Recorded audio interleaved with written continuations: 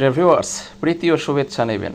NTRCA যে একটা হঠকারী প্রতিষ্ঠান, এটা আবারও প্রমাণিত হয়ে গেল। দেখুন, 18তম নিবন্ধনে মৌখিক পরীক্ষায় অংশ নেওয়া সকলকে সার্টিফিকেট দেওয়ার জন্য হাইকোর্টের নির্দেশ আপিল করবে এনটিআরসিএ। এবং যে পরের যে বিষয়টি দেখুন, সেটা অত্যন্ত গুরুতর একটি বিষয়। ষষ্ঠ গণবিজ্ঞপ্তির আবেদন স্থগিত হচ্ছে আজ রাত 8টা থেকে। কিন্তু কেন? তবে কি দীর্ঘতর হচ্ছে নিয়োগ প্রক্রিয়া? এই দুইটি বিষয় নিয়ে এই ভিডিওতে কথা বলতে যাচ্ছি। যারা আবেদন করছিলেন তারা ছিলেন অনেক আনন্দে, নিয়োগ পেয়ে যাবেন এই আশায়।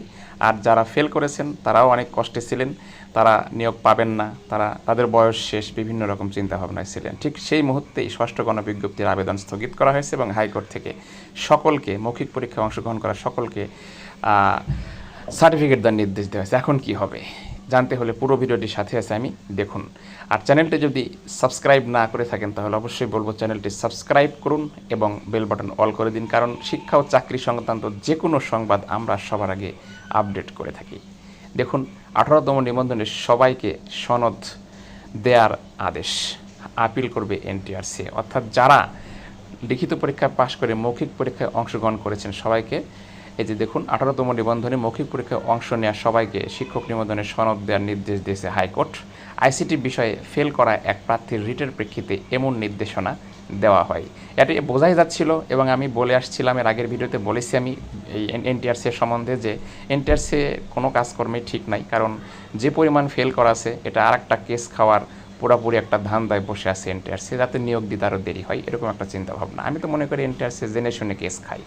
দেখুন, বিষয়টি নিশ্চিত করেছেন 18তম নিবন্ধনে উত্তীর্ণ প্রার্থী মিলন। ভুক্তভোগীদের কথা শুনে সকল তথ্য প্রমাণের ভিত্তিতে এ রায় দিয়েছেন। আমরা আদালতের রায়ে দ্রুত বাস্তবায়ন চাই। আদালতের কপি পাওয়ার বিষয়টি নিশ্চিত করেছেন এনটিআরসির একাধিক কর্মকর্তা। তারা জানিয়েছেন নিয়ম অনুযায়ী আদালতের রায়ের বিরুদ্ধে আপিল করা হবে। এনটিআরসি আপিল করবে, সময়ক্ষেপণ করবে। একটা নিয়োগ দিতে 2 থেকে 3 বছর লাগবে, এটাই স্বাভাবিক। জানতে চাইলে এনটিআরসির সহকারী পরিচালক লুৎফর রহমান বলেন, আদালতের কপি আমাদের কাছে এসেছে, এ বিষয়ে আমাদের চেয়ারম্যান পরবর্তী সিদ্ধান্ত নেবেন।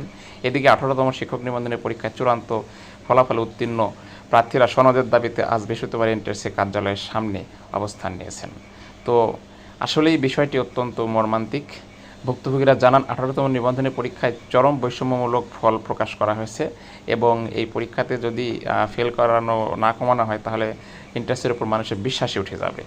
আরেকটি গুরুত্বপূর্ণ বিষয়, এর মধ্যে আবার ষষ্ঠ গণবিজ্ঞপ্তির আবেদন স্থগিত হচ্ছে আজ রাত 8টা থেকে। কেন স্থগিত হচ্ছে এই বিষয়ে যেটা বলা হয়েছে সেটা কিন্তু সন্দেহের ব্যাপার। দেখুন, জরুরি কারিগরি উন্নয়ন ও রক্ষণাবেক্ষণ কার্যের জন্য আজ রাত 8টা থেকে ফরম প্রেরণ জমাদান কার্যক্রম সাময়িকভাবে স্থগিত থাকবে। কিন্তু কতদিন পর্যন্ত স্থগিত থাকবে সে বিষয়ে কিছু বলা হয়নি। তার মানে কি নিয়োগ প্রক্রিয়া কি দীর্ঘতর হতে যাচ্ছে?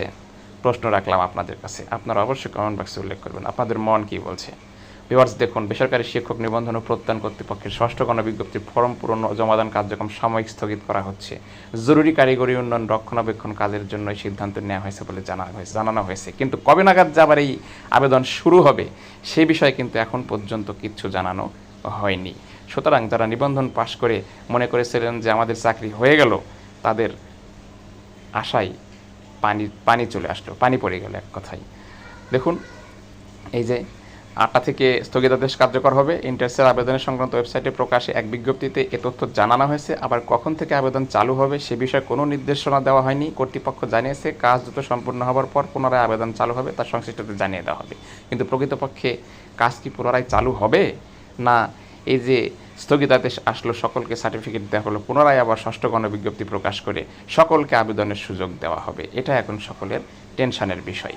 তো আপনারা জানেন, এর আগে এমপিভুক্তি প্রতিষ্ঠানের জন্য 1,822 জন শিক্ষকের নিয়োগ দেওয়ার লক্ষ্যে ষষ্ঠ গণবিজ্ঞপ্তি প্রকাশ করা হয়। আর নিয়োগ বিজ্ঞপ্তি প্রকাশের পর থেকেই ফেল করা ছাত্ররা আন্দোলন করে আসছিল। তো এইরকম টানটান উত্তেজনার মুহূর্তে এনটিআরসির আবেদন বন্ধ হয়ে গেল। ঠিক একই সাথে হাইকোর্ট থেকে সকলকে, মৌখিক পরীক্ষায় সকলকে অংশগ্রহণ করা সকলকে সার্টিফিকেট দেওয়ার জন্য নির্দেশ দেওয়া হলো। এখন এনটিআরসি কী করবে? আসলে এনটিআরসি এমন একটি অযোগ্য প্রতিষ্ঠান যার কাজই হচ্ছে কেস খাওয়া। অর্থাৎ এমন কিছু কাজ সে করবে, সে কাজের প্রেক্ষিতে দুইটি পক্ষ সৃষ্টি হবে। এক পক্ষ কেস করবে, রিট করবে এবং সেই রিটের জন্য এরা আপিল করবে, আপিল করে সময় ক্ষেপণ করবে। আর বাংলাদেশের সকল শিক্ষা প্রতিষ্ঠানের শিক্ষকের অভাবে পড়াশোনার ক্ষয়ক্ষতি চলতে থাকবে। এর নাম হচ্ছে এনটিআরসি, সবচেয়ে অযোগ্য একটি প্রতিষ্ঠান। তো ভিউয়ার্স, এখন দেখার পালা সামনে কি ঘটতে যাচ্ছে।